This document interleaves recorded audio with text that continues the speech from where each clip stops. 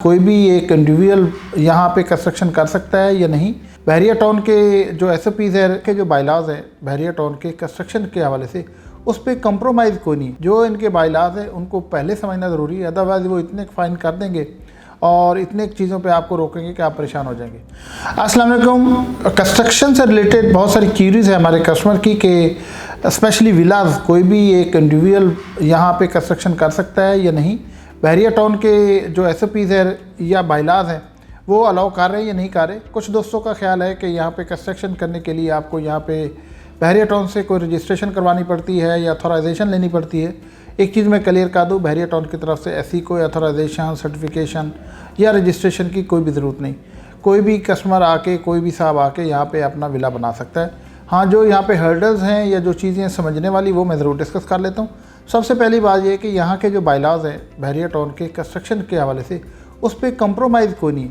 जो इनके बायलाज हैं उनको पहले समझना ज़रूरी है, अदरवाइज़ वो इतने फाइन कर देंगे और इतने चीज़ों पे आपको रोकेंगे कि आप परेशान हो जाएंगे। क्योंकि जो हमारी प्रैक्टिस है लेफ़्ट राइट की वो ये है कि बहुत सारी चीज़ें जो है कंप्रोमाइज़ होती हैं, लेकिन बहरिया टाउन में ये एक अच्छी बात भी है। बहरिया टाउन मैनेजमेंट की तरफ से एक बड़ा ज़बरदस्त एक्शन है कि यहाँ की जो कंस्ट्रक्शन है उसके ऊपर कोई कंप्रोमाइज़ नहीं।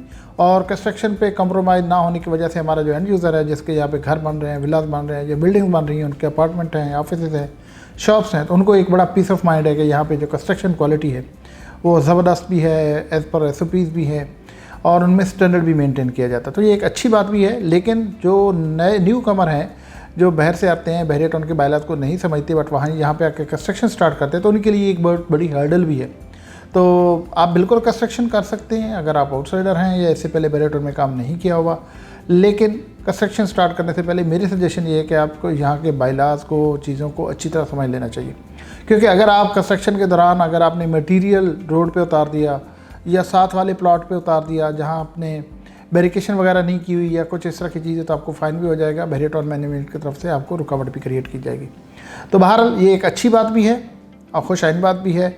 एट द सेम टाइम इसको फॉलो करना भी ज़रूरी है। फॉलो नहीं करेंगे कहीं ना कहीं कोई ना कोई गैप आएगा तो उसके लिए भी प्रॉब्लम होगी। अब आते हैं जी कंस्ट्रक्शन शुरू करने के लिए क्या मतलब यहाँ पे प्रोसीजर क्या है। देखिए, जब आपको किसी भी प्लॉट का अलॉटमेंट लेटर मिल जाता है तो उसके बाद आपकी ड्राइंग वाला प्रोसीजर शुरू हो जाता है। NOC फॉर कंस्ट्रक्शन का प्रोसेस शुरू हो जाता है। अब इस NOC फॉर कंस्ट्रक्शन के प्रोसेस में टाइम कितना लगता है? इससे पहले नॉर्मली 2 महीने तकरीबन लगते थे। हम लोग चूँकि यहाँ पे मौजूद हैं, हमारा रोज़ आना जाना है, हम ज़्यादा प्रोसेस कर सकते हैं, चीज़ों को रैपिडली चला सकते हैं, तो हम ये कहते थे कि हमारा 4 से 6 हफ्ते लगते हैं। एक दूसरे के लिए, दूसरे पर्सन के लिए जो रोज़ यहाँ पे विज़िट नहीं कर सकता, उनके आने जाने में मुश्किल है, तो उनके लिए शायद 6 से 8 हफ्ते लगते थे। अभी बहरिया टाउन ने कुछ अमेंडमेंट की हैं for the sake of transparency, चीज़ों को बेहतर करने के लिए। उसमें बहुत सारे सिस्टम को ऑनलाइन कर दिया। अब ऑनलाइन सिस्टम में ये है कि एक एक्टिविटी होगी देन सिस्टम दूसरी एक्टिविटी के लिए अलाउ करेगा, दूसरी होगी, तीसरी, तो एक प्रोसीजर बन चुका है।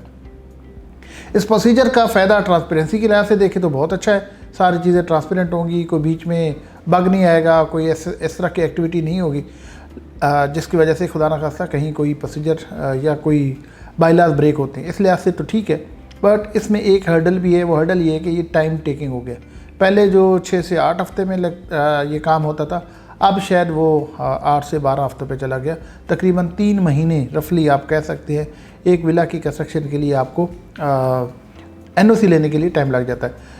अगर उसको रैपिडली करें, ज़्यादा परसू करें, ज़्यादा फॉलो करें तो शायद 12 हफ्ते की बजाय शायद 8 हफ्ते, 10 हफ्ते लग जाए। 2 से 3 हफ्ते, 4 हफ्ते इसमें से कम हो सकता है। लेकिन पहले जो टाइम लगता था उससे कम से कम 2 से 3 हफ्ते अब ज़्यादा टाइम लगता है। अच्छा, इसका प्रोसीजर क्या है, कैसे ये सारे प्रोसेस होने हैं? बहुत सारे हमारे दोस्त समझते हैं कि सॉइल टेस्ट जो है वही NOC और वही ड्राइंग है। सॉइल टेस्ट एक पार्ट है ड्राइंग अप्रूवल का। देखिए, जब हमारे पास अलॉटमेंट लेटर आता है तो उसके लिए हम जब NOC के लिए जाते हैं तो सबसे पहला जो स्टेप है हमारा वो हम डिज़ाइन फ़ी पे करते हैं। जो बहरिया टाउन की फ़ी है 125, 250, 500, ये सारे डिफरेंट विलाज के लिए डिफरेंट फ़ीसें हैं, वो जमा कराते हैं। तो उसके बाद हमें एक पेपर मिलता है जिसके ऊपर हमें डिमार्केशन के लिए अलाउ किया जाता है। तो वो पेपर लेके हम, अच्छा, ये फ़ीस जमा होती है हेड ऑफिस में, वोचर मिलता है, और बैंक में जमा होती है, वहाँ पे जो डिज़ाइनिंग डिपार्टमेंट है वहाँ से मिलती है। तो ये फ़ीस जमा कराने के बाद वहाँ से हमें परमिशन मिलती है फॉर डिमार्केशन। वो लेटर, परमिशन लेटर हम लेके आते हैं मेंटेनेंस ऑफिस। यहाँ से जो मेंटेनेंस डिपार्टमेंट वाले लोग हैं, डिमार्केशन वाले लोग हैं, वो हमें एक डिमार्केशन की डेट देते हैं। अच्छा, किसी भी एनओसी तक 3 तरह की डिमार्केशन होती है। तो ये पहली जो डिमार्केशन है, इसको कच्ची डिमार्केशन बोलते हैं। और इस डिमार्केशन का जो पर्पज़ है वो ये है कि वहाँ पे आपको प्लॉट की लोकेशन एग्जैक्ट पता चल जाए ताकि आप सॉइल टेस्ट करा सकें। तो जब हमें डिमार्केशन वाले एक टाइम देते हैं, आजकल 2 हफ्ते, 10 दिन, 5 दिन इस तरह का टाइम देते हैं, डिपेंडिंग ऑन वर्क प्रेशर कितना है। तो जब डिमार्केशन मिलती है तब हम उस प्लॉट के ऊपर हम अपना सॉइल टेस्ट करवा सकते हैं।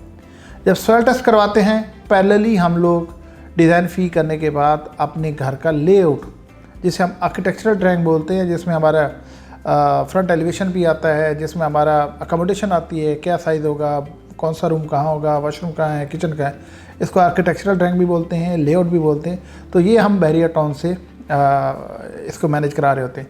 अच्छा, जो ये आर्किटेक्चरल ड्राइंग है ये बैरियर टाउन ही बना के देता है up to 500 square yard villa तक। और ये जो हम डिज़ाइन फ़ी पे करते हैं उसी फ़ी में से ये फ्री बैरियर टाउन हमें करके देता है। जब ये एक तरफ हमारी आर्किटेक्चरल ड्राइंग हो रही होती है, पैरेलली हमारा सॉइल टेस्ट, और सॉइल टेस्ट के बाद रिपोर्ट हो रही थी। आर्किटेक्चरल ड्राइंग जब कंप्लीट होती है तो फिर ये आर्किटेक्चरल ड्राइंग हम स्ट्रक्चर इंजीनियर को भेजते हैं फॉर स्ट्रक्चर ड्राइंग।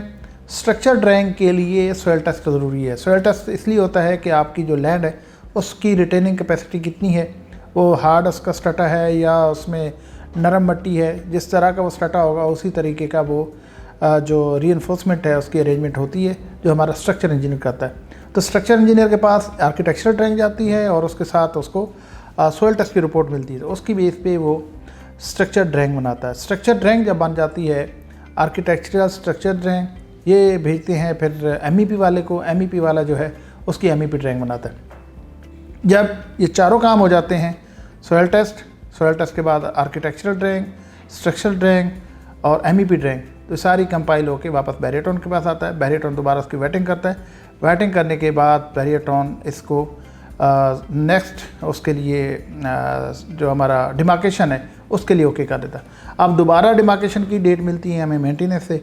मेंटेनेंस वाले अगेन उसकी डिमार्केशन डेट देते हैं। उस डिमार्केशन के बाद हमें जो है उसके ऊपर सॉइल टेस्ट के लिए उसके लिए डिगिंग के लिए हमें ओके कर दिया जाता है। जब डिगिंग के लिए ओके होता है तो बेसिकली वो हमारे पास NOC फॉर कंस्ट्रक्शन। जब हम डिगिंग करते हैं तो डिगिंग के बाद जो मैंने तीसरा डिमार्केशन बोला, जब डिगिंग हो जाती है तो उसके बाद हमें थर्ड एंड फाइनल डिमार्केशन मिलती है, जो हमारा एग्जैक्ट उसकी डायमेंशन बताता है कि यहाँ आपका जो विला है उसकी ये डायमेंशन है और उसकी ये बाउंड्री वाल है। तो इस तरह 3 डिमार्केशन होती हैं, एक फॉर सॉइल टेस्ट, दूसरी फॉर डिगिंग, तीसरी फॉर वो हमारा जो स्ट्रक्चर बनना है, हमारी फाउंडेशन बननी है उसके लिए। हमारी 4 ड्राइंग होती हैं जिसमें आर्किटेक्चरल, स्ट्रक्चरल, MEP और सॉइल टेस्ट रिपोर्ट को मैं ड्राइंग कह रहा हूँ, लेकिन सॉइल टेस्ट ये 4 चीज़ें होती हैं। 3 डिमार्केशन होती हैं।